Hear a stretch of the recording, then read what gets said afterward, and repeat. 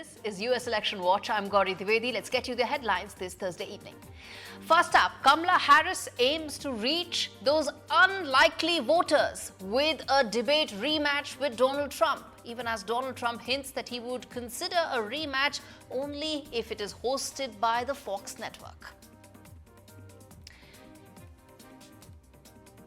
US presidential candidates Kamala Harris and Donald Trump head to the key swing states after a fierce debate. Kamala Harris seeks to build on the debate momentum in North Carolina. Donald Trump to speak on the struggling economy in Arizona.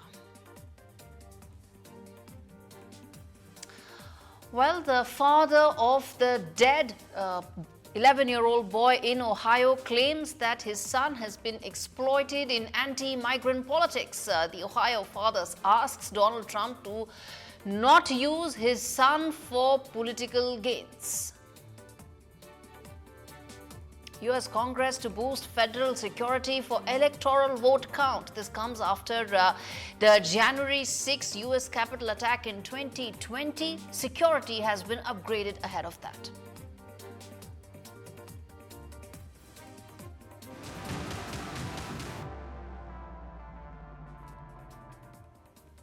All right, the big story that we're tracking right now on US Election Watch, well, after the first presidential debate between Kamala Harris and Donald Trump, early polls seem to reveal that Kamala Harris won the presidential debate with a significant majority, and numbers seem to indicate that CNN poll, as per the CNN poll, 63% of the debate voters believe that Kamala Harris won the debate, the first debate between the two presidential candidates. CNN also said and termed Kamala Harris's performance as right up there and ranked it one of the best that they had seen as far as presidential debates go. In fact, on the other side, Donald Trump supporters are also reconsidering a vote after the debate, which saw the former president come out with a not so perfect response, and it was a sharp contrast to how he performed against President Joe Biden, who is now no more in the race. Well, it all eyes now on some of the key factors of the debate, which was immigration and economy. And on that, let me tell our viewers, let's get that graphic point also on our screens, that on those specific points, whether it was immigration or the economy, on both of those factors, as per the polls, it indicated that Donald Trump had a bit of an edge, specifically as far as those two particular areas are concerned. This, of course, after graphics relating to the larger debate per se, but as I said, those two factors pertaining to immigration and economy is where Donald Trump seemed to have fared better. All right, let's get in Robert Shapiro, political analyst and scientist, joining us live on the broadcast. Professor Shapiro, thanks much for taking out the time and speaking to me on NDTV. My first question to you, sir. Well, the world has been able to digest the first presidential debate now. It's been almost 48 hours or so. I want to ask you that specifically as far as immigration and economy is concerned, despite not having a good performance or a good day, say whichever way you want to put it, Donald Trump seemed to have done better than Kamala Harris on those specific points. Yeah, that's very striking. And Trump's final comment about, if Harris had good ideas to deal with these problems, why didn't she deal with them effectively with Biden in the past 4 years? I think that was a very effective statement. It goes to show you how important these issues are and how these issues work against Kamala Harris. This election should be, at least from the Republican standpoint, as a strategic matter, an election based on the performance of the Biden administration. And those are the two areas where they've been perceived to have done poorly. And even though Harris did very well in the debate, she wasn't able to shake public opinion on those issues. And if we see some of those numbers as far as immigration and the economy is concerned, the distance between the two, or the gap between the two candidates, is quite significant. It is not a marginal edge that Donald Trump has over Kamala Harris on these two specific points. Is this pretty much the crux of the US election then? Yeah, I think that's the crux of the election. And the big question is that Kamala Harris did extremely well during the debate. But the big question is, will this have any effect on her support in the election? And we don't know yet. But it could be the case that it'll only have a small effect because of the strength of those issues for the Republicans. And the big question is, if it had, to the extent that it has a small effect, will it be in those key 7 states? Indeed.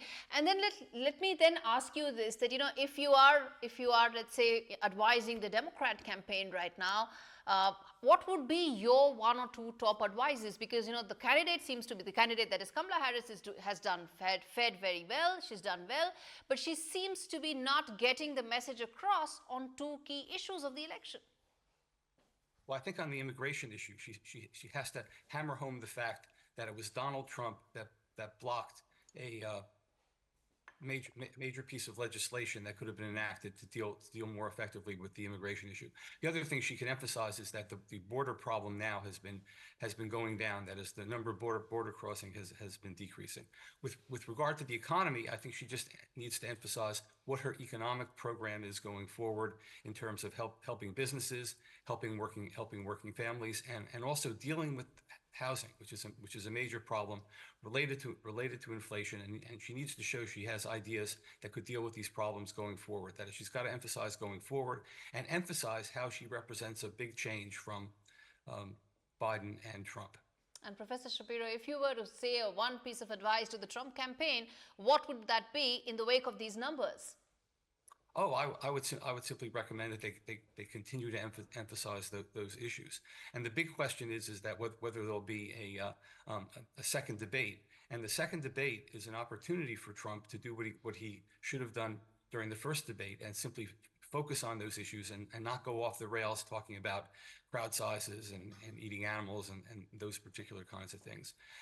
And Kamala Harris cannot rest on the laurels of her doing well in that first debate. I think a second debate would be important for her to enable her to enable voters to get her know better, and to show the striking contrast between her and Trump, and to emphasize how she can deal with those particular issues going forward. And I think that's pretty important. The other importance of a second debate is that this isn't just a presidential election. This is a congressional election for the House of Representatives and the Senate, and there are also state ballot initiatives on abortion and other issues. And these are things the Democrats need to do well on, and the Republicans need to be mindful of this as well. But the Republicans control the House of Representatives, and looks like they're poised to win the Senate. Yes. And I think the second debate would be important in mobilizing Democrats for other things as well. Right. In fact, Professor Shapiro, stay with us. I want to play out this report that tells where exactly do both the candidates stand as far as a second debate, if at all it could actually happen, because there is now no consensus on that. Take a look at this report. We come back and talk more.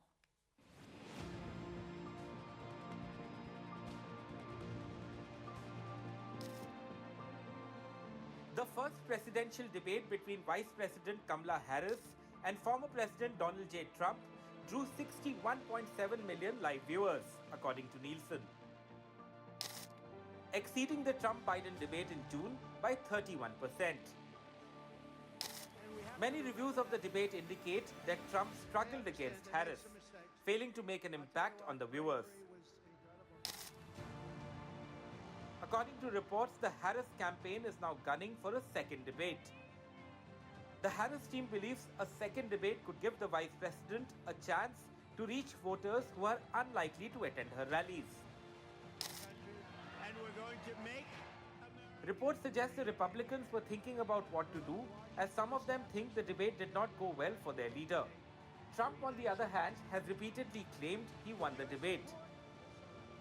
when a fighter has a bad fight, gets knocked out or loses the fight, the first thing he says is, we want a rematch. So we won the debate according to every poll, every single poll. I think that, are we going to do a rematch? I just don't know, but we'll think about it.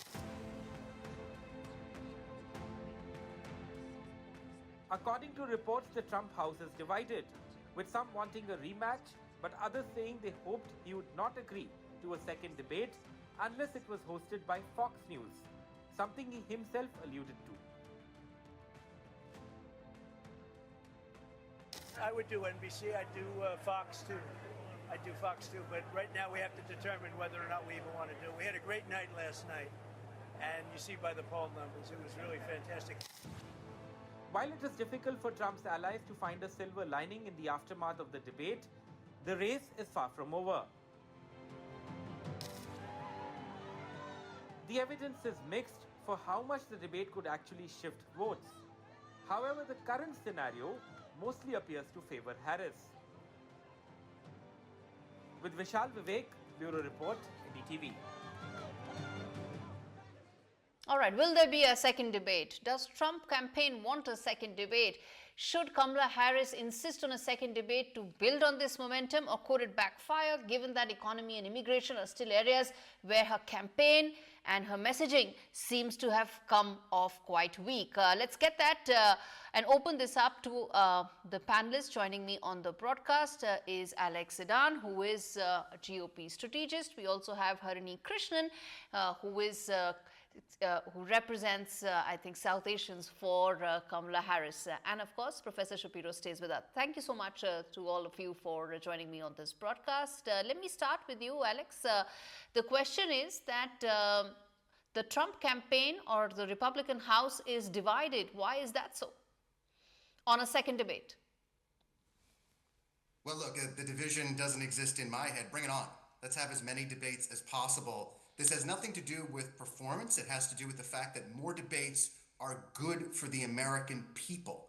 They allow the American people to watch and see their potential presidential candidates, their next president likely, square off in that format. I would love to see former President Trump and Vice President Harris face off in a town hall setting to hear questions from average voters. This did happen in 2016 between Donald Trump and Hillary Clinton. It would be a very valuable way to see these candidates interact. I'll also point out that your numbers show that 67 million people watched the debate. In 2020, 81 million people voted for President Trump.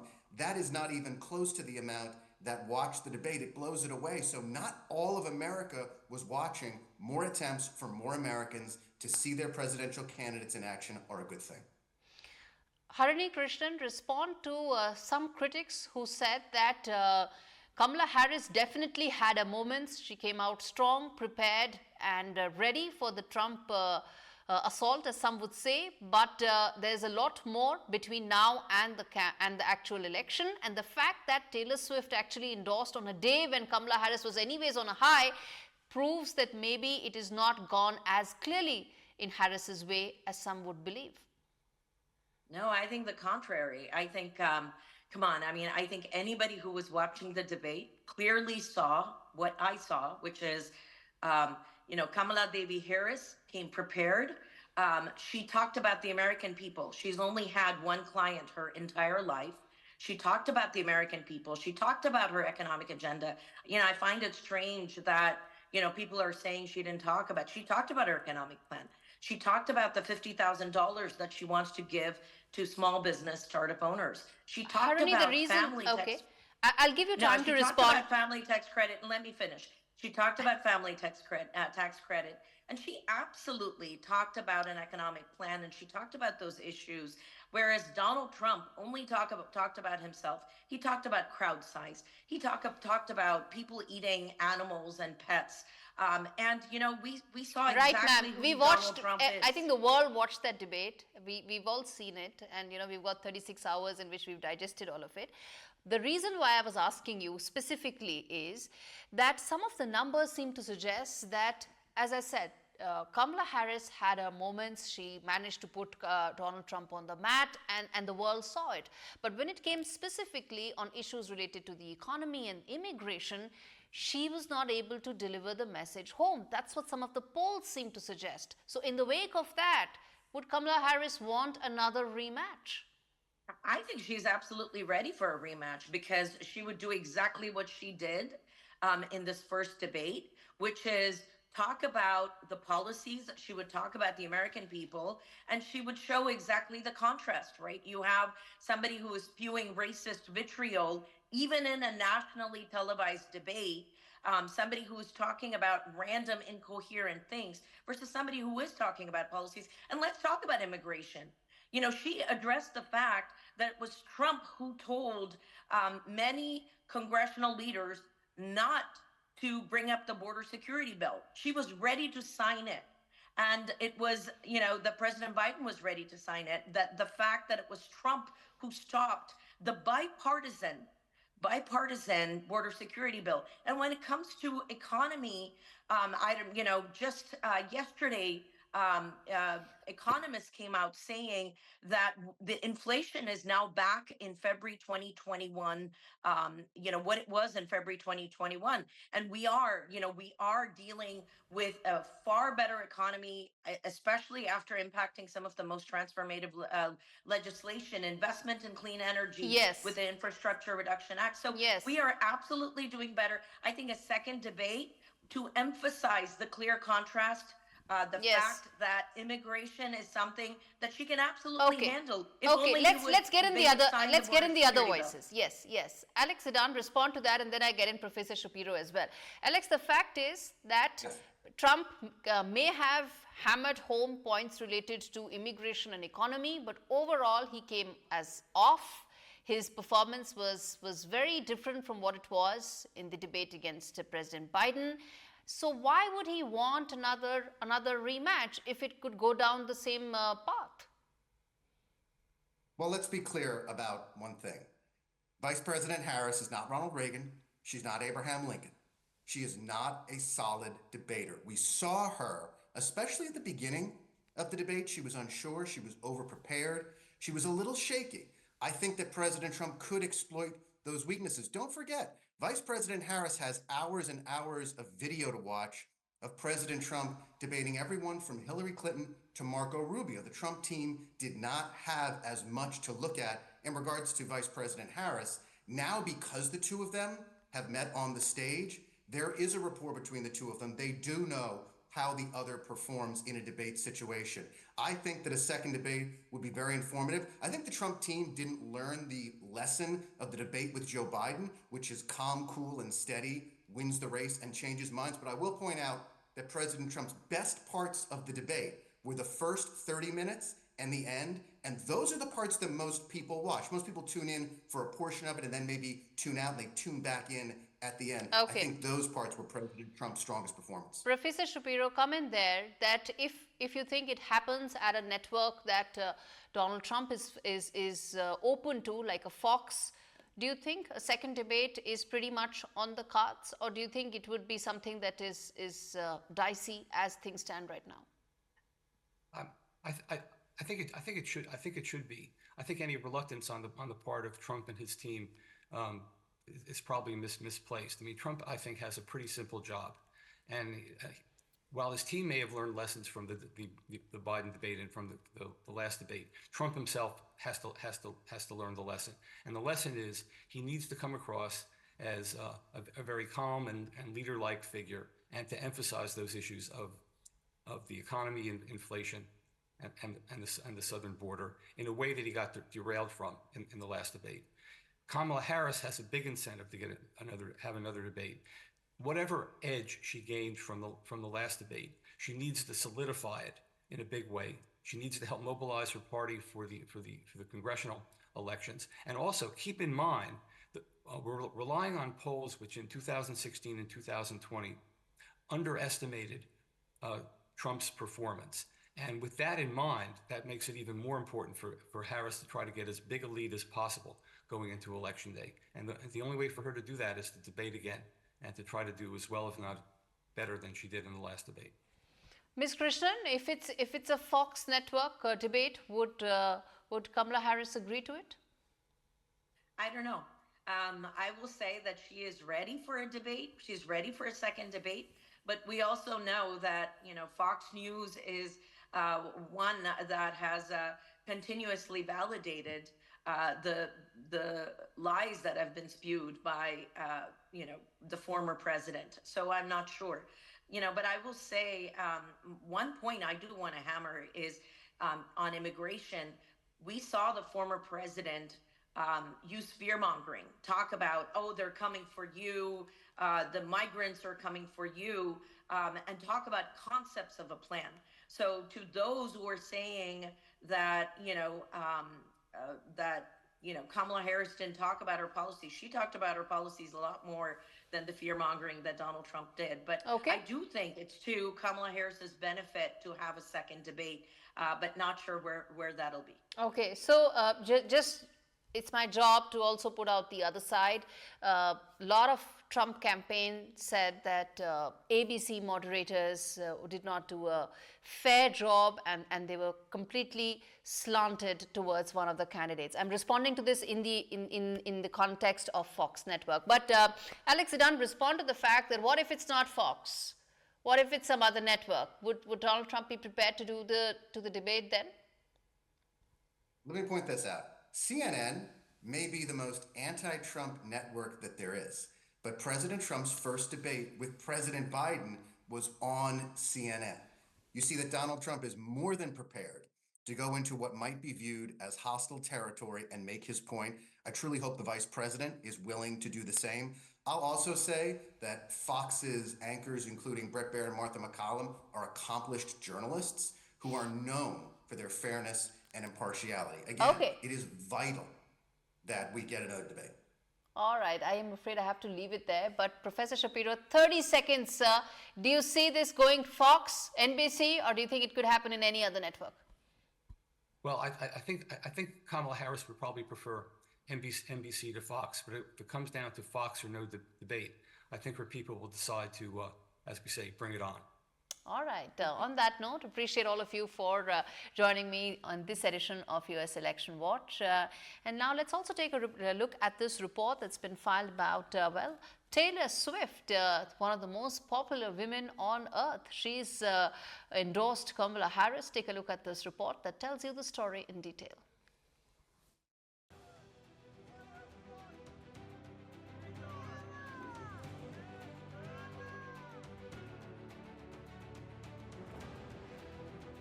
In a political landscape where every endorsement counts, one pop superstar's support has made waves. Taylor Swift, the global music icon, has thrown her weight behind Vice President Kamala Harris, and the impact has been noteworthy. The pop star's post endorsing Harris for the White House on Tuesday drove over 337,000 users to visit the site vote.gov, giving a glimpse of what her support could do for the Democratic presidential candidate. Celebrities were all praised for Taylor Swift's endorsement. I really commend women and artists like T. Swift who, stand on business, who do their research, and who say something, not just to say something, I don't think she set out to set that standard or not. I think she did what she felt she wanted to do in setting a record straight. Those are her words. Given the AI that's been out and about, I think more celebrities you'll find them setting their record straight because of AI. So that was more noteworthy than the political nature of what she had to say. But no, listen, it's it's politics, it's entertainment. When people get a platform and they're passionate, they're going to use it. This is not the first time Taylor Swift has urged fans to vote. Just last year, more than 35,000 people signed up to vote on her request. As the election approaches, the power of celebrity endorsements like Taylor Swift's could be a game changer. For Kamala Harris, it's a boost that could make all the difference. Bureau Report, NDTV World. Absolutely. And on that note, a quick update as far as some of the other stories coming in. First up, the US Congress is set to get increased Fed security on the 6th of January. Remember, this comes after the 6th of January Capitol attack that took place 4 years back when the power transition was taking place in America. And in the wake of that, FBI will also be involved in monitoring any threats whatsoever. Well, the so-called epitome of democracy would want the power transition to be as smooth as possible, which is why additional security is set to be deployed.